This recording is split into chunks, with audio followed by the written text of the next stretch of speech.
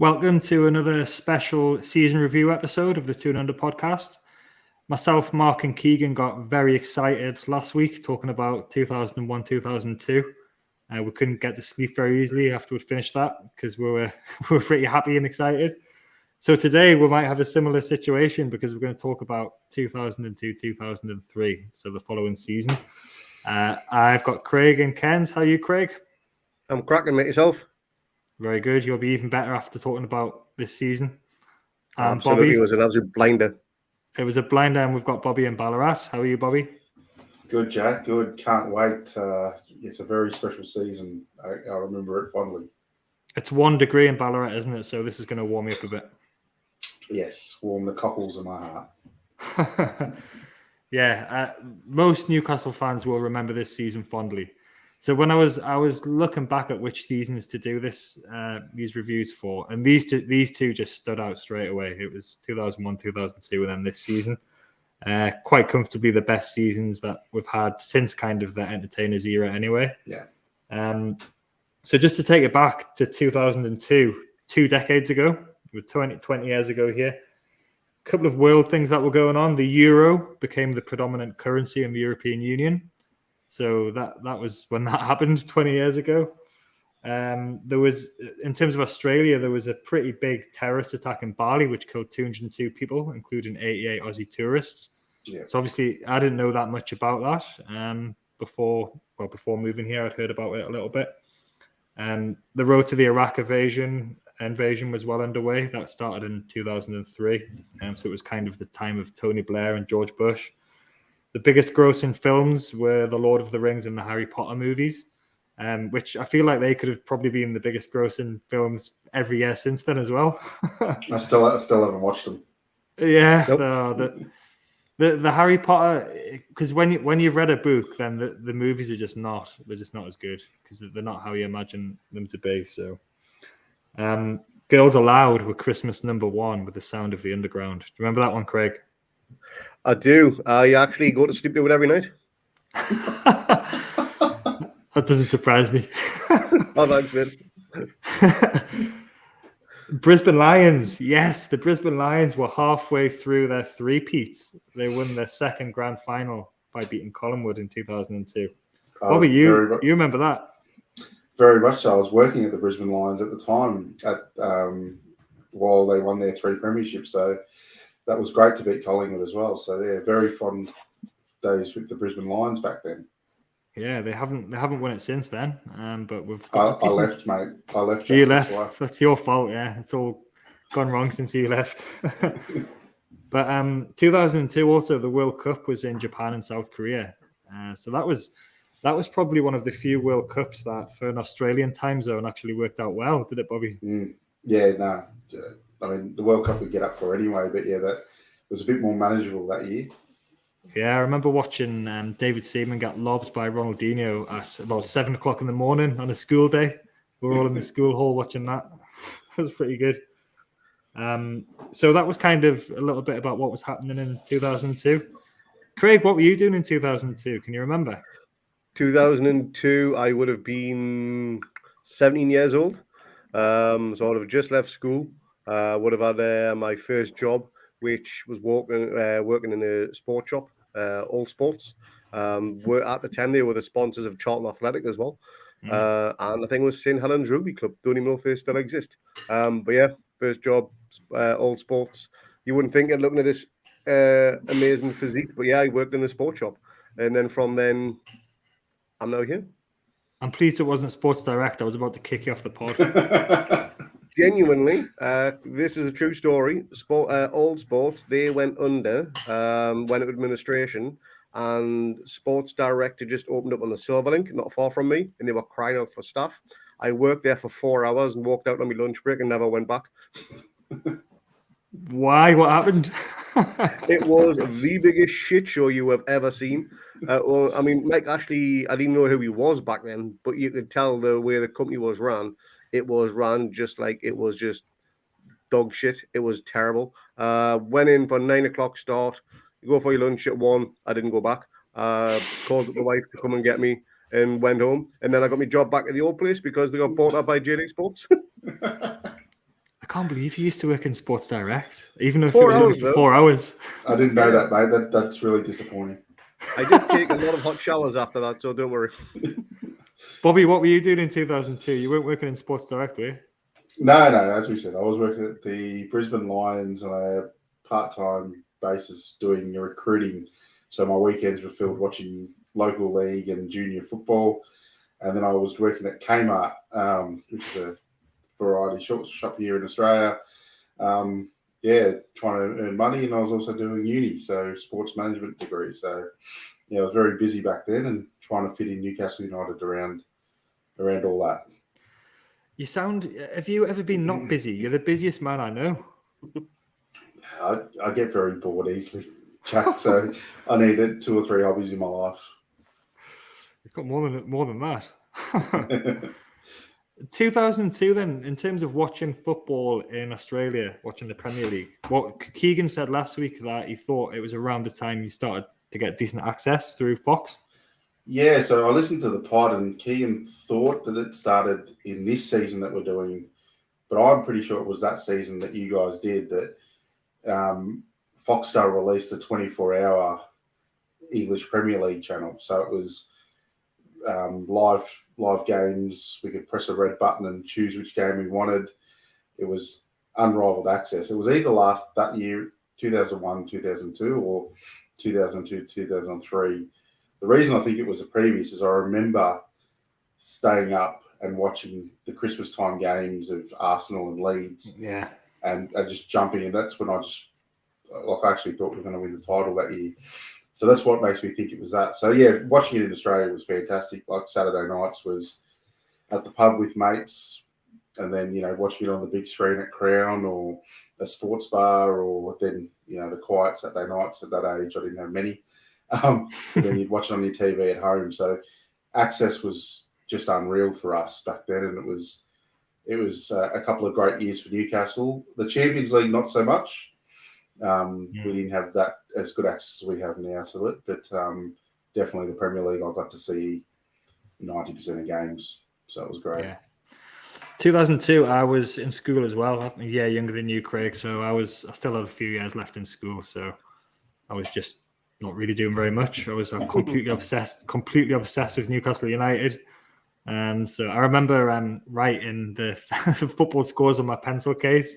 And I'd have like the football scores and who'd scored and what minute. I was completely and utterly obsessed, to the point of being pretty sad, really. But a lot of people were like that. But this is my real golden era of supporting Newcastle. When you're that age and you haven't got any other responsibilities, all you've got to think about is football, really. And I had my season ticket. This was my second year with my season ticket. So, yeah, it was absolutely magical times. And in terms of the Newcastle, expectations were kind of very much increased from the previous season. Remember, we talked last week about the fact that nobody really expected much from the 2001-2002 season. We didn't really know what was going to happen. But we came fourth in that season. And we obviously had big excitement for the Champions League campaign, which was coming up. The way we're going to do this is we're going to talk about the league first and the league performance, and then we're going to go more in depth into the Champions League. So that's the way we're going to do it. So we can stick with the league and then stick with the Champions League, because there's a lot to talk about in the Champions League. So the summer signings that season, Bobby, you wanted to reminisce about who we signed that season and what they were brought in for. Yeah, so listening to the pod. The 2001-2002 pod you guys did, you made a mention that Gary Speed was the only midfielder to play more than 20 games that season. So in came Hugo Viana for $8.5 million from Sporting. And at the time, he was billed as the next prodigy. I remember being very excited. He was the Cristiano Ronaldo before Cristiano Ronaldo in Portugal. And I loved him. I thought he was a sweet player. Just didn't quite work out for him in the long run with us, but there were some moments where his left foot were very much brilliant. I think he just win Player of the Year at the under-21s tournament or something for Portugal. Yeah, he was like a real. Yeah, he was it. He was it. When we got him, I think he was the brightest young prospect in the world. in world football. So he came, and I think that was a direct. Bobby was smart. Our midfielder needed someone next to Gary Speed who was a bit more accomplished and technically gifted, and Hugo definitely presented like that. And our defence was a shambles in 2001, 2002. I think it was the reason we didn't win the title. So being that, we went and got the shambles in Titus Bramble for £5 King million. of shambles. So, you think, I remember being at the end of that 2001, 2002 season thinking, God, we needed a really good defender. We needed a centre-back of quality. And then in came this young, built like a brick shithouse player in Titus Bramble, not knowing what to expect. But he came in for $5 million. Later on that season, in the January window, or eventually in February, came the centre-back that I think we all agree is one of the best we've all seen wearing the black and white, Jonathan Woodgate, for £9 million. Interesting to note that I think it was the only signing of that ilk in Europe, I heard Sir Bobby Robson say. So it was a big signing. And then Darren Ambrose came in for £1 million from Ipswich Town as well. So we rated Ipswich Town for all their young talent to varying success. Woodgate had it was the season before him and Lee Bowyer had that those legal issues, hadn't they? They'd beaten somebody up in Leeds or something on a night out. But Woodgate, Craig, what a player Woodgate was, wasn't he? He was. He's 6 million, was it, from Leeds? I think we paid for him. It was 9 million. 9 million, was it? All right, yep. Correct on that one then. Yeah, 9 million. Even then, that was a bargain back then. England international, I think he was at the time as well. Albeit did have those legal issues with that assault case. But yeah, he could read the game better than most people on his day. It was just a shame about his overall fitness, but what a defender. Probably the best defender we've had since we've been in the Premier League, to be honest. He's definitely up there. Awesome talent. Yeah. He only actually played 10 league games this season, so I know he joined quite late, but yeah, his fitness let him down. But he was such a fantastic player. Yeah, he came into the side with an injury, so he didn't start straight away. I think it was a good 4 or 5 matches before he actually got his start at home. So, he came with a shocking injury record, and unfortunately, that will be what he's remembered for, in his time at Newcastle. And we only had one more season of him after this, and then somewhat unexpectedly, Real Madrid came and bought him, where he had a complete and utter nightmare. But yeah, he was, when he signed that winter, he was just a brilliant player and a complete step above anything we had, because we had lost Sylvain Distin as well. We had him on loan and he played quite a few games, but he decided to go to Man City under a certain Kevin Keegan. I remember that. He went there and he had a pretty good career in England as well in the end. But our team then for this season was Shay Given again in goal pretty much all the time. It was the right back was Aaron Hughes or Andy Griffin. This is when Griffin came in and played quite a lot. The left back was almost always Olivier Bernard. Yeah. And that was one thing I was surprised about last in the 2001 was that Robbie Elliott played 40 games at left back, but this was the season Bernard came in. We still had Andy O'Brien at centre back. Honest pro, but he just wasn't all that good really. But he did a decent job, the best he could.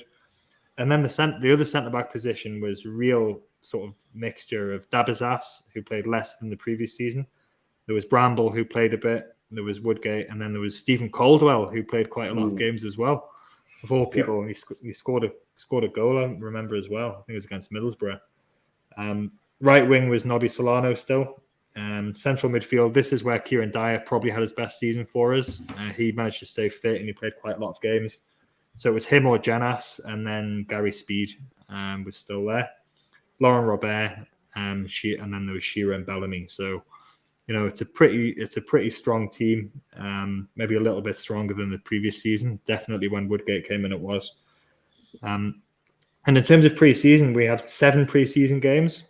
There was a Dutch tour, and we won all of the 4 games by an aggregate score of 22-0. Including a 9-0 victory at a club called D2 Bantes who don't even have a Wikipedia page. Wow. Yeah, I think that might be in the one, Craig, you were talking about off air, where Shearer scored 6 goals or something. There was a pretty strange situation where we played Forest and Wolves on the same day with 2 different teams. We lost 3-1 to Forest and we beat Wolves 2-0. And then 51,000 saw us lose 3-0 to Barcelona in the final pre-season friendly game. And that was with goals from Clivert and Saviola and Luis Enrique. And I remember being at that game and thinking, Patrick Clivert, some player. Craig, you remember that 9-0 victory against D2 Bantas, do you? I do. I remember it well. What I do remember is the back page headline of the Chronicle. I think it was just something like Shearer scores 6. And I'm talking to my friends, like, yeah, this is the season for Shearer. He's going to get another 30 goals and everything like that. And then, like, but they're playing nobodies. You'd expect Shearer to score 6 against these. And, well, in fairness, you would. But, it's a game that it was just laughable. Just saying the headline like it. I think it was the year or 2 before or whatever, we beat Sheffield Wednesday 8-0. And then we went on that massive run. And, Shearer scores goals. And I thought it was absolutely fantastic. The fact that pre-season friendly, we're beating them by 9. And I thought it was great. It was hilarious. Maybe that's what maybe that's what you should do. Play friendlies against pub teams and then get a bit of confidence up before the season starts. Yeah. I used to do that in Football Manager. I used to play friendlies against like Blythe reserves and things like that. And the players would all be really confident going into the season. It could go the other way. We played Leyton Orient, didn't we? Lost 6-0. Oh, yeah, that was 2010, wasn't it? After we got relegated. But that actually ended up being a bit of a positive in the end as well, because Kevin Nolan stood up and said, any of you who don't want to be here now, fuck off. And that's what happened. Yep. So, yeah. But going into the league season, like I said, we're going to talk about the league first, and then we're going to do Europe. But the first game of the season was a 4-0 win against West Ham. And I remember that especially because Lamana Loa scored 2 goals. So carrying on his hot streak from the end of the previous season. And like I said, last week I had him on my shirt. I loved him. It was Loa number 20. He was exciting. But then after that, we went the next 4 games without a win. So we lost to Man City, Leeds and Chelsea. And we drew 2-2 at Anfield with a last 10-minute comeback. Can you remember any of those? What do you remember about any of those games, Bobby? Yeah, the first game I remember seeing Viana for the first time, and he did give a lovely assist. I'm pretty sure it was to Loa. I just remember Loa being one of the most frustrating players I've ever watched, because he could do something that was out of brilliant, but then he could stuff up the easy thing. Shearer continuing on what he did, and the Man City game gets me because it was Keegan versus Robson, wasn't it? Mm-hmm. We ended up losing that. I think it was 1-0. It was Darren Huckabee who scored. He used to play for all players.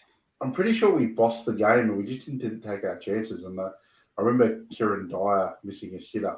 Yeah. That was a bit sad. And 4 points out of the first 12 to start wasn't the season. It wasn't the start to the season we all thought we were going to get. I remember being a bit worried and going, well, is this going to be like not like last year? But then came Sunderland, and we beat Sunderland 2-0. It was Bellamy, and Bellamy scored after 1 minute, so 2 minutes. So it was pretty much game over there, and we knew we were going to win. Shearer had his head bandage on because he'd got elbowed in one of the European games. I think it was against Kiev, and then that kicked off a run of 6 wins in the next 8 league games. Craig, do you remember that derby against Sunderland? I do. I was watching it live on Sky Sports, and I remember it was Bellamy Dyer 1-2 for the opening goal, and Dyer screaming at Bellamy for him to square it so he can then get a tap in, but Bellamy just rolls it past Sorensen, and Stadium goes into raptures. I think it was in the Lees' corner they went to, and Bellamy's giving it the big fist pump, so was Dyer and everything, and just went mental. And then when Shearer scored that free kick, I think that was the first goal he scored past them in God knows how many years, but since he missed that penalty when he had an opportunity. And I think that goal meant a lot to Shearer. And I think that image and with a bandage around his head is now pretty much iconic. And he would have loved scoring that goal more than against any, I would have thought. Genuinely amazing game. And it was one of those, it was one of those specials where Nobby did the little fake layoff. The wall kind of broke up, and then he laid it off properly, and Shearer just absolutely leathered it through the crowd. And there was a goal he scored against West Brom. I think it was this season as well, where we had an indirect free kick in the box. And That's right. It was the same. Yeah, it was the same thing. So Nobby did that, and then every single player was on the goal line, and then he ended up laying it off, and Shearer just absolutely smashed it through everyone and it went in from about 7 yards out. That was when West Brom looked like Norwich, didn't they? Yeah, they had yellow and green stripes, yeah. I always think it was against Norwich, but now it was against West Brom, yeah. That's right. Yeah, that was one of the... Shearer scored 2 goals in that game, so that was one of the games I just referenced in that little run, so... We did actually concede first in quite a few of these games, which was a bit of a feature of this season at St James's Park. We conceded first to West Brom, to Charlton and Southampton, but we won all of those games 2-1. And if I remember correctly, they were after European games as well, so it took a little while to get going. We got beat 5-2 away at Blackburn, which was a bit of a kind of like an anomaly result, and then Arsenal beat us 1-0. And then we lost 5-3 at Old Trafford on the 23rd of November. Van Nistelrooy got a hat-trick, which was, and then, Bernard, Shearer and Bellamy scored for us, but we were well beaten in that game. So even though we had a good team, there's still 2 games there where we've conceded 5 goals. The defense has improved. Literally, Titus Bramble came into a defense that wasn't working well at this stage. So,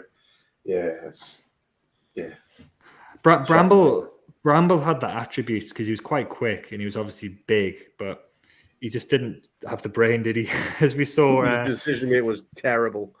Yeah, genuinely terrible. And we had a nice moment with him about 8 years later, which I think we're probably going to talk about next week when we beat Sunderland 5-1. Yeah.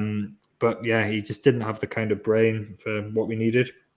But the Everton game came up, and it was in December. And we were losing 1-0 to Everton, so it was another game where we'd conceded first.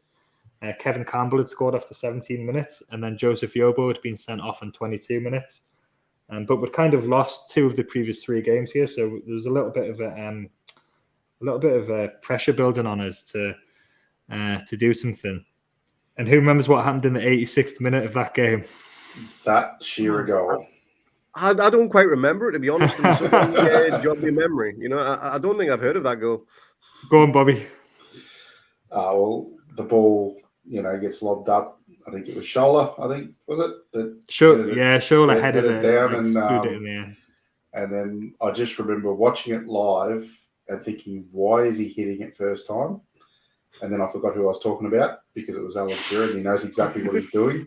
And it was an absolute rocket that no one was ever going to stop. And it was, to me, Shearer scored so many goals that you sort of, forget, but you'll never forget that goal. That goal for me is the one that will always live in my memory bank.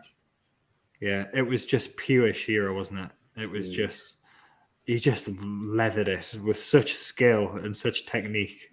And it almost broke the net. It's not the greatest goal he's ever scored, but again, that's for a whole different pod.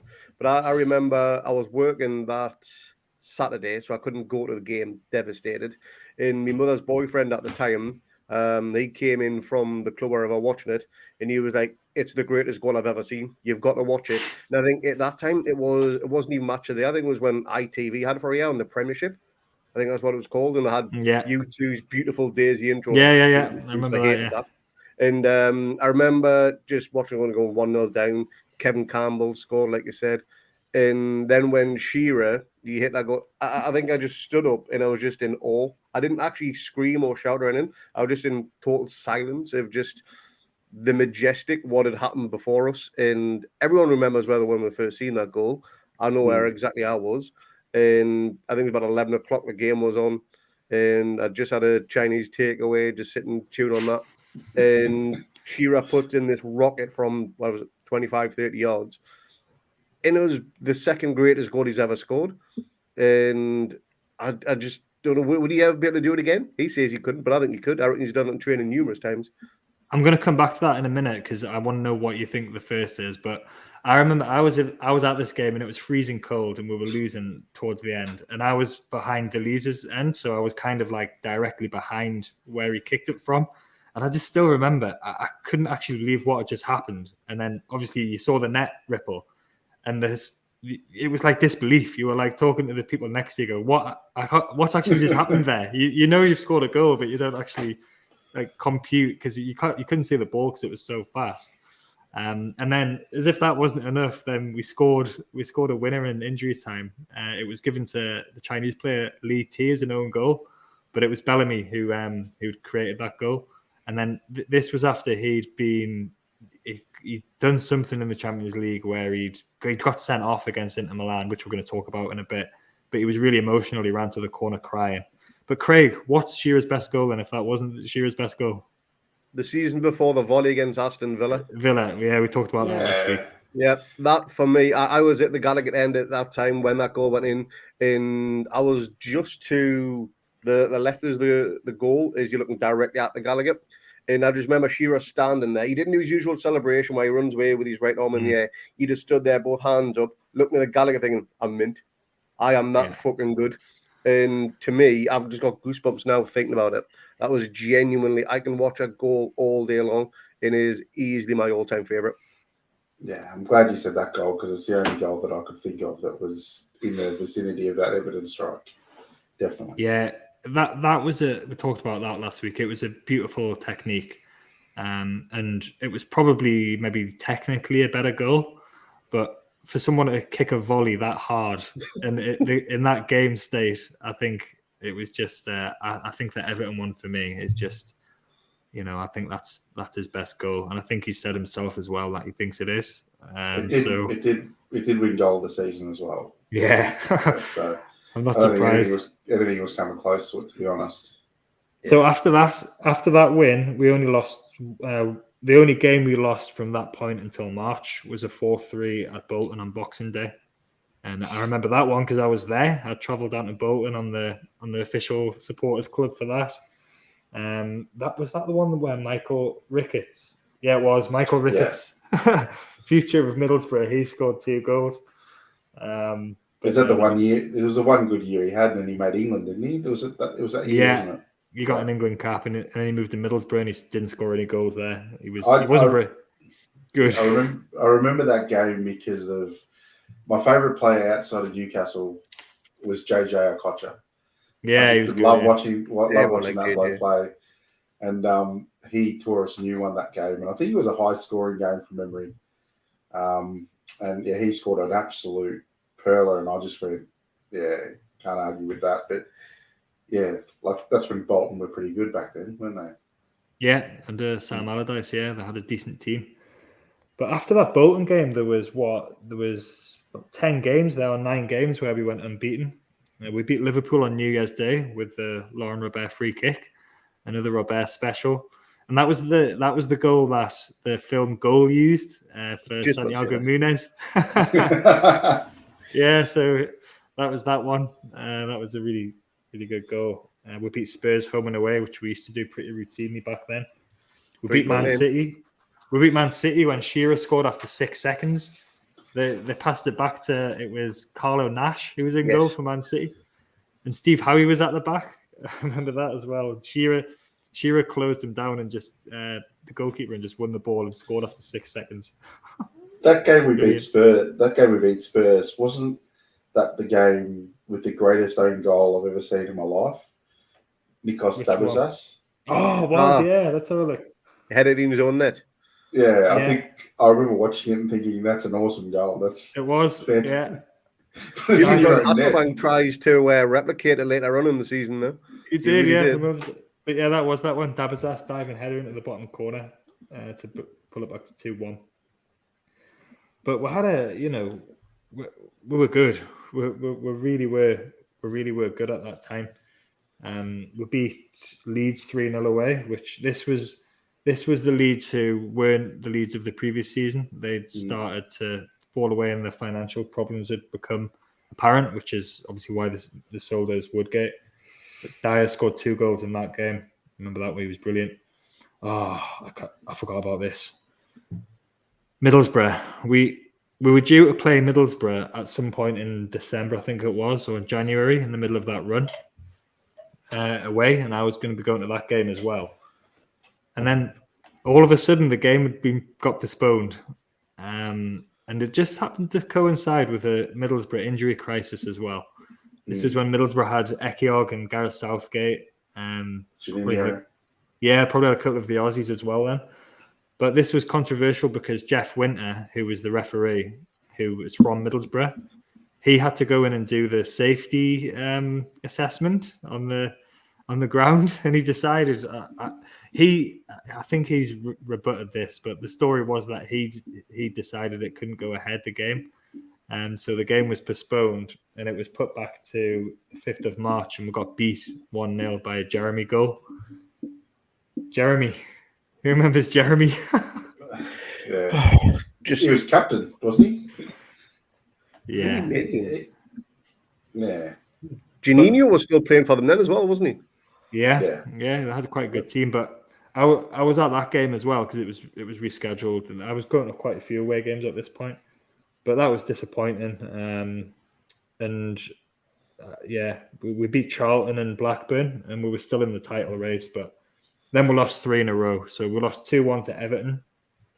And I was at that game as well. And that was where Jonathan Woodgate hit the bar with a header, I think, when we were at 2-1.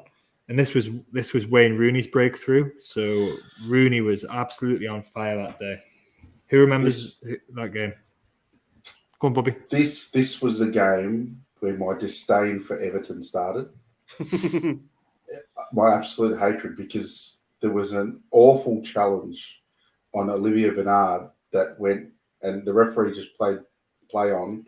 It was a red card tackle from It was Thomas Gravison. Yeah, that's it. And it got played on, and then it went down the other end, and they got a penalty or they scored a goal, one of the two. Yeah, they scored. Rooney scored, I think. Yeah, and won the game, and 2-1, or it was close. I remember that, but I remember whoever scored it celebrated like an absolute prick. They played on when they shouldn't have. David Unsworth scored the penalty. David Unsworth. Yeah, and they celebrated like no tomorrow. They played on. Olivier Bernard was in pain, down, and that was back in those days where you stopped play if someone was down. It didn't have to be a head clash. It was a genuinely shocking challenge. Like, it was one of the worst challenges. It was a leg breaker, and the ref was right there, and he just kept playing. And the way they celebrated, I still have those memories every time we play Everton. I just want to smash them after that. So, yeah, I'll never forget that game. Yeah, it was real sick. And Craig, you were desperate to get in there. Go on. Yeah, for anyone who doesn't remember the tackle, it was very similar to Callum McNamara on Masio Haidar, if anyone remembers that awful challenge. That never went unpunished as well. Very similar, just above the knee. Could have easily broke his leg and ended his career. Thankfully, he didn't. Yeah. And it was that, I remember that was a really significant defeat because we were still going for the title at that point, and that really kind of knocked the wind out of our sails. I really remember. We played really well that game. I think we absolutely smashed them in just general play, and we had our chances and should have killed off the game, and then that happened, and it was one of those games where we just didn't deserve to lose, and especially that way, and it's still 20 years later, leaves a bad taste in my mouth thinking about it. So, yeah, I should get over things like that, though, shouldn't I? There's nothing nice about sitting on a bus in Liverpool when you've just watched that and it's quite late and you're going to go home in Newcastle. There's not nice at all. But a lot of the away fans have had a lot of experiences like that over the years. The next game was against Man United, and they absolutely smashed us 6-2 at St James's Park. So, here you go. This is like the third time in the season we've conceded 5 or more goals. Jenna scored an absolute screamer to open the scoring in this game, and that was. I've got a good story about that game. Go on then. So I had just turned 18 in that March, so maybe a few weeks beforehand. I don't know what the exact date of that game was, but I think it was in April, thereabouts. And me and my mate Chris decided to get the cheap return DFDS ferry to Amsterdam. I was like a 40 quid return, whatever it was. And I was sat in a Dutch rock bar, pissed as a fart, thinking, I've got my Newcastle shirt on, loads of Man United fans walking around, whether it was Dutch or what, I have no idea. But walking around like Bertie Big Bollocks because I'm drunk, I've just turned 18, and watching them get smashed 6-2. And literally almost crying into me freshly poured Heineken. It was genuinely devastating. So I bought a bottle of blackcurrant absolute vodka on the way back and drowned my sorrows and that and tickles my liver. I had a similar story, not quite extravagant as going to Holland or anything like that. I went to Crown Casino in Melbourne, and I was with my brother and a couple of mates who were Man United fans. And when Jennings scored that goal, I remember riding my brother's shoulders, and I'm a lot bigger than my brother, and just absolutely giving it to him because I thought, we're on here. You don't score a goal like that and lose. And then we got absolutely turned over by Paul Scholes' masterclass that day. And I did not hear the end of it the whole night. And I was walking around in my Newcastle top getting absolutely battered by every single Melburnian, it felt like. 18-minute hat-trick for Paul Scholes. So Solskjaer scored their equaliser on 32 minutes, and then Van Nistelrooy scored their 6th on 58 minutes. So we were just absolutely ripped apart by Man United in that. And Shearer got a late consolation in the 86th minute. But we knew then that we weren't going to be winning the title. That was quite clear at that stage. Fulham beat us 2-1 the game after that, which was on Lee Clark. Lee Clark scored a last-minute winner. Of course. Yeah. The good thing about that is Lee Clark, he went to celebrate the moment he hit the back of the net, and then he realised who he scored against. He's like, yes! Yeah. Oh, shit, what have I done? Yeah, that was very disappointing. But that was 3 defeats in a row, and that kind of put the end to any title hopes we had. The last 4 games, we won 2 and drew 2 of the last 4 games. We beat Sunderland away with a knobby penalty. That wasn't on TV, that derby, for some reason. But we finished 3rd on 69 points. So we were actually 1 place better, but 2 points worse off than the previous season. And I do remember thinking that the previous league season had been better. Maybe it was just because of the way it ended with those 3 disappointing defeats. But even though we came 3rd, it did feel like that. It was. We got more points the season before that. And Man United won the league on 83 points that season. But 3rd was still a good finish, wasn't it, Bobby? Oh, yeah. Like, we were living in the times back then. We thought it was going to continue forever. And we were a top 3, top 4 club now, established in Europe. And we'll talk about Europe in a minute. But we had some great nights this season as well. And you just thought the good times were here to stay. I thought if we could improve our defence, even with Woodgate coming in and getting a bit, stronger at the back, there's a chance we could win the title. And we all know what happened after this season and what went down. But there was some bright lights to come out of it this season. I think the Jermaine Jennings was just incredible. There was a span of games there where it was like he was scoring every week, and he was scoring absolute pearlers. And some of the league players, I was talking to Craig off air earlier, I believe this season, with some of the interplay we did, was the best since the Entertainers. Yeah. It was just one-touch football down the line, Bellamy and Shearer on the end.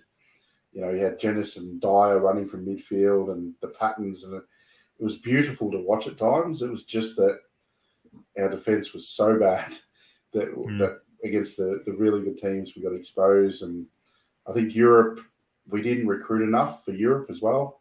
And our lads got tired. There was more games, a lot more travel. And I think that's what cost us being even higher on the table. But I think we were definitely not as good as Man United and Arsenal. I think there was a gap. But at the time, we didn't think so. But definitely a gap. But, yeah, I remember thinking that next year's our year because all we needed was a couple of new players and we'd do it. But, yeah, it wasn't to be. Yeah, we got 1 new player, which was Lee Bowyer, and then that's when we lost that partisan game, and then I think the whole modern club changed at that point, and we started a trajectory that we still, maybe only now, 20 years later, are turning around. But let's not talk about depressing European times. Let's talk about good, happy European times. Europe, so What you've just said there was a really good point, actually, about the third place finish, even though we had Europe. And it wasn't just any old kind of European campaign either. It was so taxing and so draining. Intense, wasn't it? Yeah, we had qualified for the Champions League qualifying stage. So we beat the Bosnian team, Zaljesnica. We beat them 1-0 away and 4-0 at home. And that was when I think Nobby scored in the away game. Oh, it was Dyer, yeah. But we made absolute short work of that, which maybe made us a bit complacent for the next season when we played Partizan and we thought it was going to be easy. And then we lost the opening 3 games of the Champions League. So we lost to... This was when the Champions League was in 2 group stages as well. So you had one group stage, and then if you qualified from that, you went into another group stage. But we lost the opening 3 games away at Dynamo Kiev, at home to Feyenoord, and away to Juventus 2-0. What do you remember about those, that start to that campaign, Craig? Was probably expected. I mean, there was very little European experience within that squad, to be honest. I think you had Shearer, who had it back in the Entertainer days, and a little bit of the Blackburn. Not sure if Gary Speed even had much European experience, to be honest. There wasn't a lot in there. And defence was young-ish. So, again, they wouldn't have had much experience in there. And it was tough, very tough. Whether we took it maybe a little bit too lightly, thinking, we're playing some great, attractive football at times. We may be able to turn over some of these teams, but it just didn't happen. And those opening 3 games, you think, oh, God, we're a bit of a laughing stock of the Champions League here. But the rest of the 3 games, as they say, went down in history. Yeah, so the way the league and the Champions League worked that year was that you played the 3 games, and then you played the team who you just played. You played them at home in the return game. And it was a weird thing where we were wearing our away strip to play at home to Juventus. So this was Juventus. They're just beaten us quite comfortably 2-0. And I know that I know quite a few people who went to Turin and had a great time. But they came to St James's. They had Buffon, they had Lilian Thuram, had Edgar Davids, Pavel Nedved, Del Piero, they had Antonio Conte and Zambrotta were on the bench. Buffon, he's still playing, isn't he? Or did he just retire last season? That shows you how long ago this is. Yeah, I think he's still got a year. Good little fact about Buffon as well. I don't know if anybody knew this. Whenever he'd play in a away game in the Champions League, on the glove strap, where the Velcro was, you'd always get a local landmark. So for Newcastle, he had the Tyne Bridge put on. And when Sir Bobby passed away, he gave them to the club to donate to auction off as a remembrance of that game, which is absolutely fantastic. Yeah, so he always got like a little local landmark on there. And I think the Tyne Bridge is obviously iconic. And how much money he raised, I've not a clue, but that's a fantastic little token of respect of the opposition, I think. Yeah, I'm a little bit surprised that he wanted to remember that game. Well, Bobby, did you get to watch this? For that. Did you get to watch this Bobby Australia or not, or was it kind of like highlights or something? I think it was highlights. I don't think we got great Champions League coverage. I think we got radio. I know I used to tune in on a radio coverage for some like digital thingy, but I don't know how I tuned in, but I found it. But there was definitely a replay, and I'll never forget when I saw who scored against Juventus, because I'll put the landscape to you. Back in those days, in the early 2000s, like 90s and early 2000s, Italian football was the big one in Australia. That was the ultimate league. Everyone followed Juventus or Inter Milan or whoever, and it was huge. Premier League had just gotten this coverage, so it was just starting to go, other than your Liverpools and your Man United. So when I had a lot of Juventus mates, and when they were playing Newcastle, they thought they'd win. And when the person who scored, I could not stop laughing for a week. When you think about the level of players Juventus had and who decides to score against them, it was iconic, I think. Yeah, and I don't know if Andy Griffin's bought a drink in Newcastle since that game. He's a little bit like O'Brien. He was kind of like a limited fullback, but he was a good professional. He was a hard worker. Yeah, absolutely. His first touch for this goal was really bad. So he got the ball. I can't remember who passed it now, but this was Robert. This was right in front of me as well. I was 6 rows behind from this. It was just so good. bad first touch, and then he managed to kind of kick it pretty hard and low, and it went. And we saw it out. So we beat Juventus, which was absolutely incredible, really. And you know, Andy Griffin scored in the next league game too. So he did against. It was against Charlton, wasn't it? Yeah. He was on a roll, so I thought we had found the next Shearer. Yeah. That was his only ever league goal for us as well. He only ever scored one league goal, and it was that rocket against Charlton. It was Charlton. Yeah, he was on a hot streak. Yeah. But that win really gave us a bit of confidence, I think, going into the rest of the campaign. We beat Dynamo Kiev 2-1 at home, goals from Speed and Shearer, and that was a come from behind win as well. So they took the lead on the 47th minute. It was interesting that there was only 40,000 at that game, and the Juventus game wasn't sold out either. It was 48,000. So I don't know whether maybe just because it's midweek or people didn't think we were going to win or what it was, but maybe the tickets were too expensive. I went to them, so they can't have been that expensive because I didn't have any money. But it's interesting that was the case. So that was 2-1, and then we went into the Feyenoord game. So I think we knew that we had to win this game to qualify for the next stage. Took the lead. We were winning 2-0. Craig Bellamy scored, and then Hugo Viana scored a lovely goal. Who remembers the Hugo goal? Yeah, it was from a right to left for the edge of the box from Dyer. I think Shearer wanted the middle, but he got it onto Viana's chest, who controlled it and left-footed into the far right corner, I think it was, down low, and ripped his shirt off, went into raptures. And I think even then, we're thinking maybe, this could be job done now. We just got to say it out. And then Newcastle being Newcastle, pull it back to 2-2. And as I mentioned before, the last bit, I mean, imagine being in the away end when Bellamy put that in. That'd been absolutely fucking mental. I would have loved to have been there. But yeah, that is probably one of our most iconic European away days. And sublime. Yeah, it was crazy. I remember going absolutely crazy in my front room watching this. I think we had an old dog at the time who bought a collie, and he didn't know what was going on. He was absolutely terrified. But they pulled it back to 2-2, and it was, you just thought, here we go, and this is Newcastle throwing it away. And then that was probably the most kind of maybe one of the most special moments, would you say, of following the club, Bobby, in your time? It's one of the most iconic moments following Newcastle because,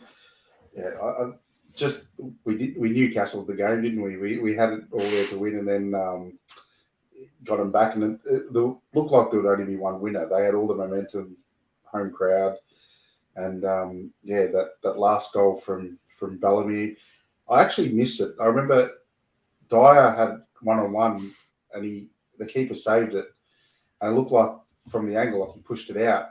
So I had my hand in my head, thinking that was the chance. That was a chance, and all of a sudden you could hear the commentator, and I will say that bit of commentary was utterly brilliant, and that's what makes the moment so iconic as well. So yeah, it's just pandemonium once you knew it went in, and just I couldn't imagine. It was 10,000 Geordies, I think, was there, or 14,000? No, that was Milan. So Milan, yeah. So the Feyenoord didn't have as big a stadium, but there was a couple of thousand there. Yeah. It felt like 10,000 when they were going off, and just the time you just thought we were a massive club then, didn't you? You thought we're beating these clubs, these big European clubs, and it was just fantastic. Yeah, it was John Champion doing the commentary, and actually Andrew Musgrove has recently done a piece for the Chronicle about talking to some of the commentators for these iconic moments, which is really lovely.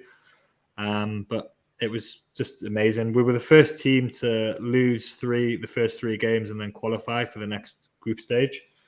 So that was Feyenoord, one of the best games, one of the best results in Newcastle's recent history, definitely. And then there was the weird thing where he went into another group stage, which was probably just something to do with UEFA trying to make money somehow. But it was good for us because we got to play against Inter Milan and Barcelona, and Leverkusen were the other team in that group. We got a little bit of a reality check in the first game at St James's Park. Inter Milan hammered us 4-1. They had a team containing Zanetti, Materazzi, Cannavaro, Emre was playing for Milan. He was signed for us a few years later. They had Crespo and they had Recoba and Christian Vieri as well. Christian Vieri, they had a really good What a team. team. The Aussie We had Christian Bramble. Vieri. Aussie Christian Vieri, yeah. What a team. We had Titus Bramble playing, yeah. But Yeah. Bellamy was sent off after 5 minutes, which was the quickest Champions League dismissal. I think did he headbutt Materazzi or something? I think he tried to sweep his legs away. Yeah. Something like he pushed him, then went to kick his legs. The headbutt was for the first group stage. Right, yeah. And Shearer should have got sent off for an elbow on Cannavaro. I think he was just totally frustrated. But he was subsequently banned after that game as well. So Shearer and Bellamy were both banned when we went to the new camp, which is not ideal. And then this was one where thousands and thousands of Newcastle fans had gone. And obviously it was Bobby going back to the new camp as well. Bobby Robson going back. Barcelona had Puyol, Riquelme, Xavi, Overmars, Kluivert. It's just classic old Barcelona teams. But the match was rained off the day before. So it was supposed to be on a Tuesday or a Wednesday. And then the match was rained off and it had to be played the next day. So there was hardly anyone there the next day. But quite a few Newcastle fans had called in sick to work. I remember that, and stayed to go to the match. And they were rewarded with a Shola Amiobi consolation goal in the new camp. How good's that? I mean, I remember his little dance celebration thing he'd done after it as well. And I was like, you know what? He just thinks he's scored the greatest goal in history. But, you know, Shola scoring at the new camp, it's kind of a weird situation. You know, it's kind of like me pulling a Hollywood supermodel. It's just two things that just don't go together, you know. It's just a weird sensation.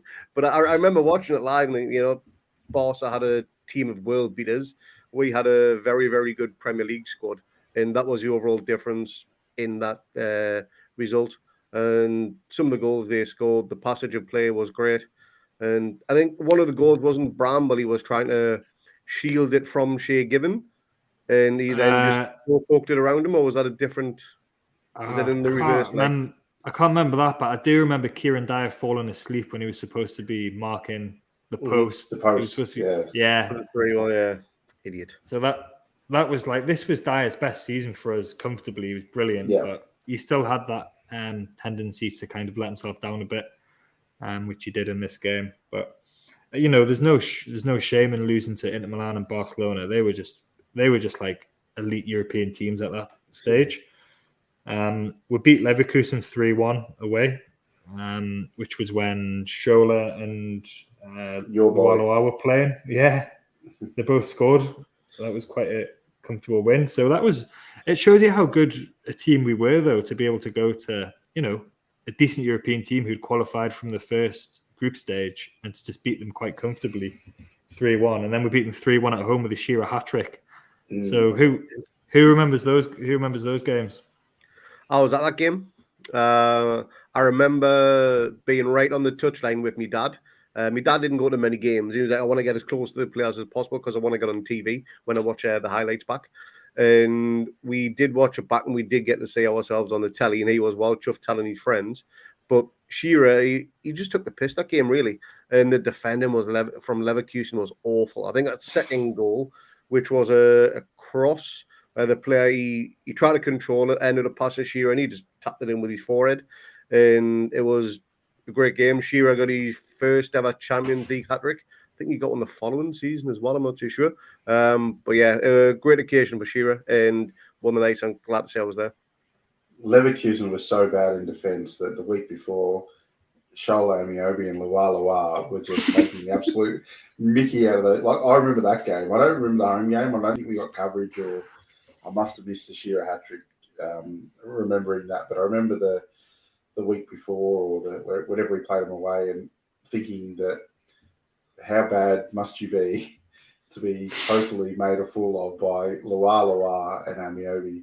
So they fair play to them. They ripped it up that game, those two. It was good to see. Shola had scored 2 goals by the 15th minute, so that's right. Yeah, I don't know how Leverkusen qualified from the first group stage, because the defense, maybe they were just missing players or something, but not that we cared. It didn't matter to us. We were perfectly happy with how things were going. But that meant that we went into the away game at the San Siro with a chance of qualifying. I think Milan and Barca had won all of the games except against each other at that point. And this was like, this is another iconic Newcastle game. And I was there. I got tickets. I was Wow. I was 17, maybe just about to turn 17. Bastard. So I went with one of my best friends and his dad, and there was another of our friends. So yeah, it was just an amazing experience to be there among 12,000. I think it was 12,000 Newcastle fans in the end had travelled. So you had fans getting there from all over the place. It was just, you were in the square, in the main square in Milan. There was just black and white everywhere, and people in all of the restaurants eating pizzas and drinking beers. There wasn't any trouble, there was just no.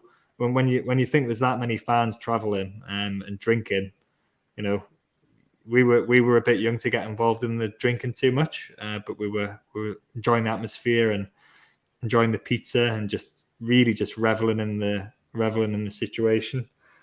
And then the game started, and we should have won that game as well. It's a real source of regret for me that we didn't win that game, because we were the better team, and we were winning 2-1. Shearer scored a couple of goals. Christian Vieri had equalised in between times, and then Ivan Cordoba scored an equaliser in the 60th minute. And I think even after that, Nobby had a chance, or he hit the bar maybe, or he had a shot that should have gone in. But that would have been a thoroughly deserved win for us, and we might have qualified for the next stage as well if we'd have won that game. What do you two kind of remember about that game? I remember the commentary going back to talking about the final game, and the commentary on that one was just again iconic. I remember Shearer tapping in the second one, and I think it was Clive Tilsley who was commentating that one, maybe even John Champion. But he literally, when Shearer scored, he had his arms up and it just panned to the crowd. And he turned around and said, "It might as well be the Gallagher end." And to me, it just the wall of noise that would have produced would have just been insane. I remember watching on telly, having the volume up as loud as you possibly can, but being there, I can only imagine. And the fact that you were there just makes me ridiculously jealous now, Jack. So thanks for that. But I mean, how was the noise when that goal went in? Can you remember the noise? Yeah, it was just mad. I was at Wembley in 2000 as well for the Rob Lee goal, and it was kind of comparable to that. But I ended up like 6 rows in front of where I was, and I damaged my shins as well, because it was just like that massive sway of people just going absolutely crazy. And you can see, because Shearer scored that second goal in front of the away fans, and I remember just seeing him there in front of us. It's just one what you want to go back. You want to go back and just relive that game and that experience. Yeah. But did you get that one on the telly, Bobby? Probably. Or radio? I remember it because I remember the crowd. I remember thinking for the first time, I knew in my heart we were a big club. Like I just felt it being 10,000 miles away. At that point, I still hadn't visited Newcastle, so it was still all foreign to me. But then when I saw that crowd, and I thought, wow, this is a massive club. And all the commentary, Craig was right. Like it was everyone was in disbelief with how many fans we took and how many fans were there and the noise that they were making. And I was just thinking, this is unreal. And you're right, we should have won that game. I remember thinking at the end, that was it. You could almost feel the bubble being burst when the final whistle went.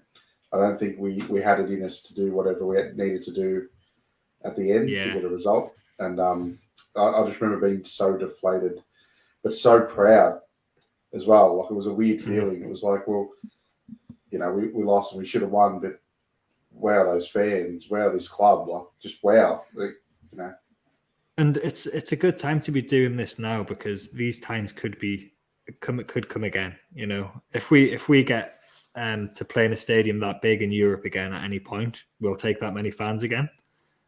So it's exciting to think that this could happen again, and that we could be on the verge of seeing these kind of scenes happen again. It's going to be hard for us to get there from Australia, but you never know. You're worth I'll it. do what I can. We'll start working on the wives now, yeah. She already knows. So yeah, we did lose to Barca 2-0. A really strong Barca team again, but by that point, Inter had beaten Leverkusen anyway. So we were out of the Champions League. But what an adventure, Craig. It was sublime, wasn't it? I mean, like, I keep using that word, but I can't think of any other superlatives to describe it. It was genuinely amazing. It gave us an idea of what the club could be, what it could become, back to the glory days of Keegan and the Entertainers.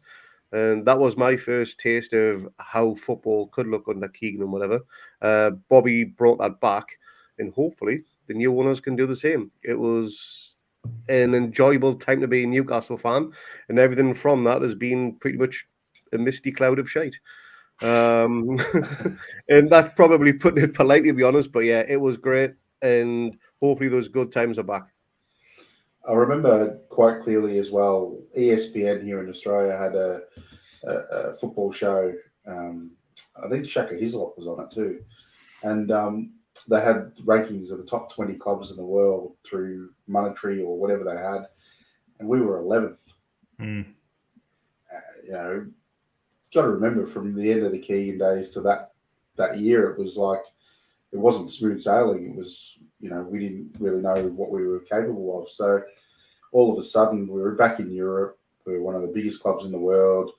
We had some great European moments, Feyenoord and Milan and things like that. We're playing against clubs at Sunderland and Borough we only dream about.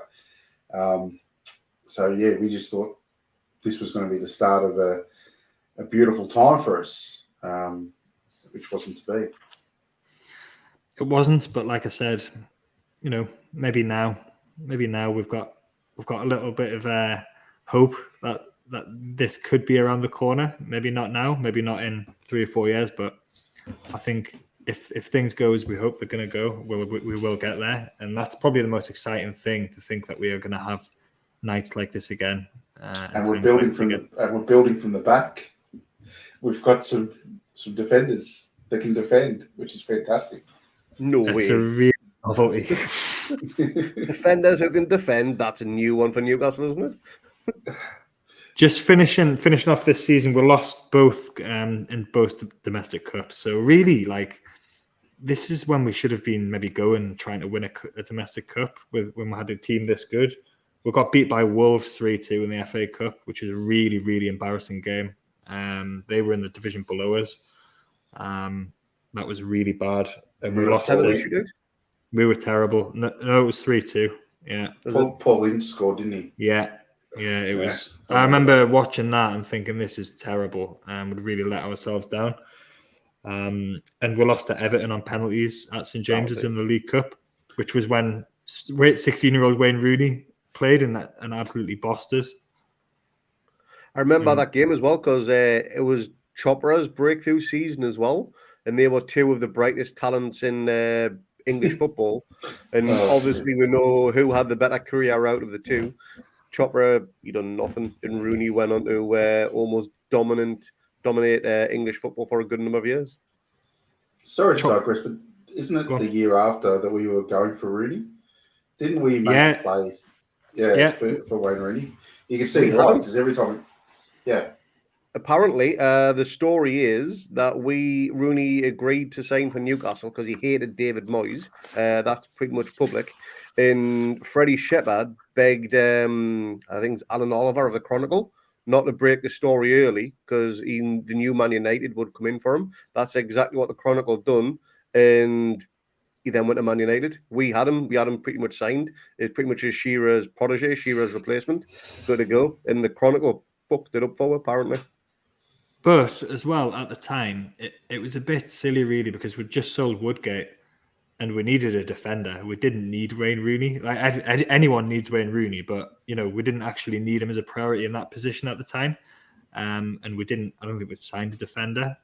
We sold Woodgate, and then the rest is kind of history with that. But it felt a little bit more like a kind of a PR kind of stunt, which Freddie Shepherd used to like to do. But like we said before, the following season was. We're not going to talk about it and get depressed before we go to bed, but it kind of set decline on the run. And you've had 2 seasons like this, and you've had 1 European campaign, and you just want more of it. And you've got a good team still, and you've got a good manager, and it just didn't, for whatever reason. One of the best players in the world who could score nearly every week. Yeah, and it just didn't happen from then on. We weren't bad the next season. We came 5th, and we had a good UEFA Cup run as well. But it wasn't quite to these heights. And if things could have just been managed a bit differently, we could be talking about a very different club now. But like I said, we are getting there, and we hope that what we're doing now is going to be the start of this. Just with some player stats from this season as well. Shay Given played 51 games. He was so consistent, 51 games in all competitions. Hartlepool played 3 games, including 2 in the Champions League, including that Juventus game. Steve Hartlepool played in the Juve game. Andy O'Brien played the most games at centre-back with 39 in all competitions. This is coming on from his 44 the season before. Dabazas only made 26 appearances and 16 league appearances. Bramble and Stephen Caldwell Bramble made 24 appearances and Stephen Caldwell made 17.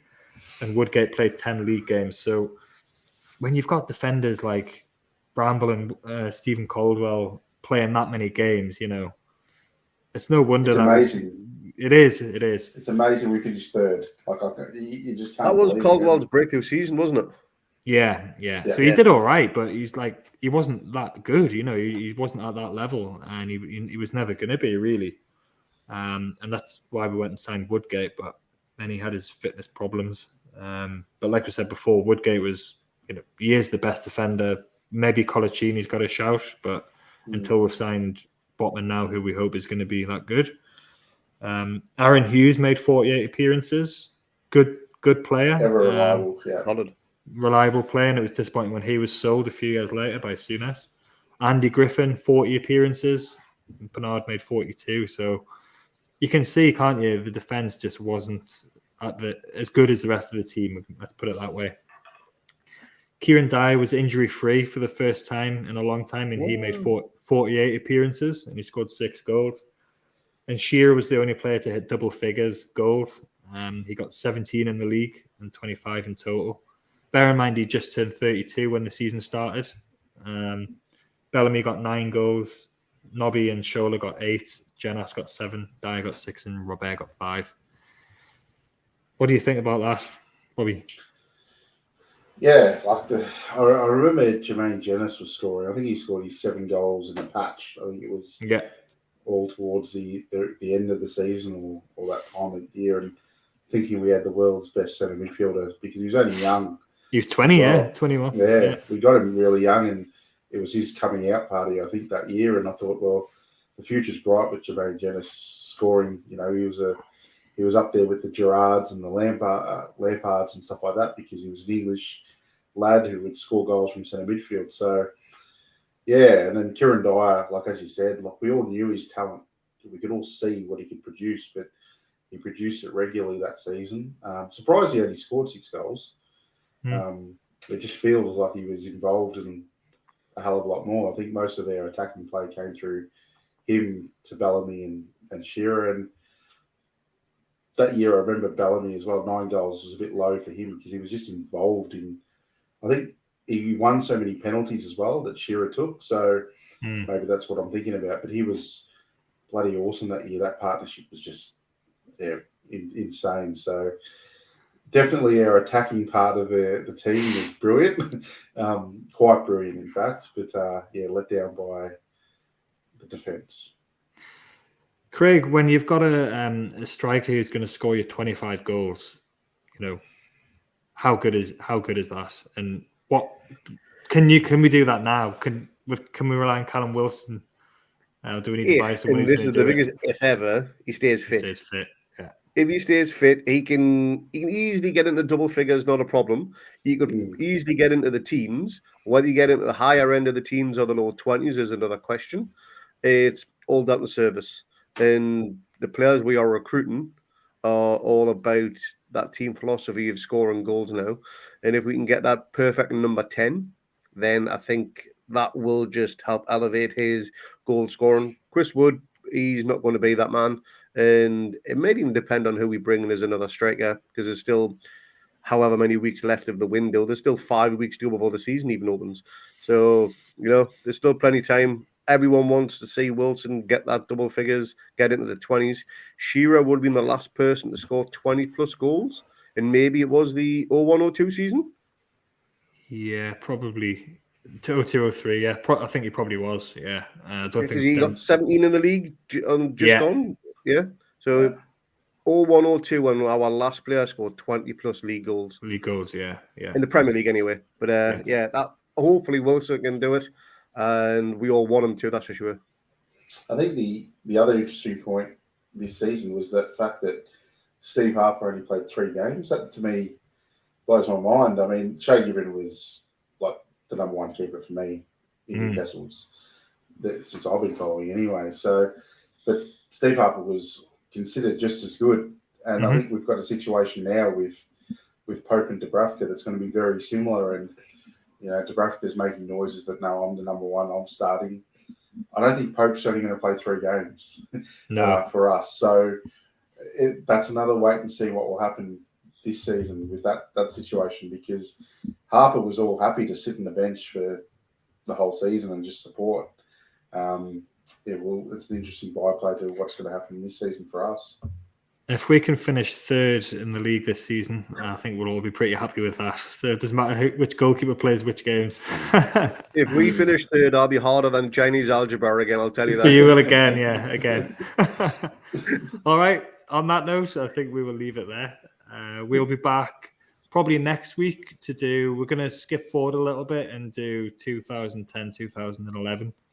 And then the week after we'll do 2011, 2012, which are basically the only other seasons that have been had any kind of enjoyable moments in them. So we'll be back for that. But we'll be back later this week probably for a little bit of a transfer window update, or just talk about whatever news happens.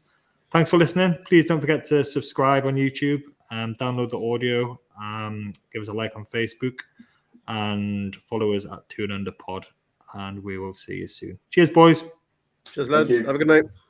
See ya.